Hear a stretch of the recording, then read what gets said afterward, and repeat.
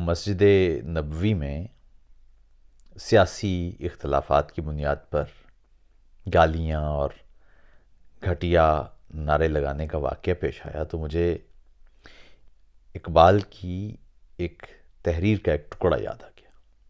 سوچا کہ آپ سے بانٹتا چلوں.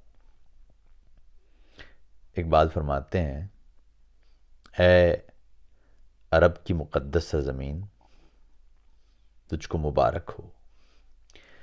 تو ایک پتھر تھی جسے معماروں نے رد کر دیا تھا، مگر ایک بچے نے خدا جانے تجھ پر کیا افسوں پڑ دیا کہ موجودہ دنیا کی تہذیب و تمدن کی بنیاد تجھ پر رکھی گئی. تیرے ریگستانوں نے ہزاروں مقدس نقش قدم دیکھے اور تیری کھجوروں کے سائے نے ہزاروں ولیوں اور سلیمانوں کو تمازت آفتاب سے محفوظ رکھا. کاش میرے بد کردار جسم کی خاک تیرے ریت کے ذروں میں مل کر تیرے بیابانوں میں اڑتی پھرے اور یہی آوارگی میری زندگی کے تاریک دنوں کا کفارہ ہو.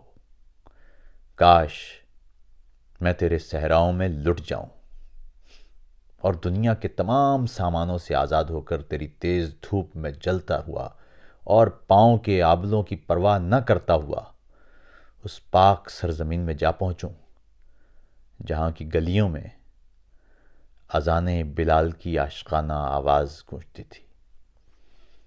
اقبال اس سرزمین پر اس کیفیت کے ساتھ جاتے تھے. کوئی بھی شخص اس سرزمین پر جاتا ہے تو کہتے ہیں کہ وہاں نگاہیں نہیں اٹھتی، آواز اٹھنا تو دور کی بات ہے. معلوم نہیں یہ کیسے لوگ ہیں جو اتنی ہمت رکھتے ہیں کہ گالی دے سکتے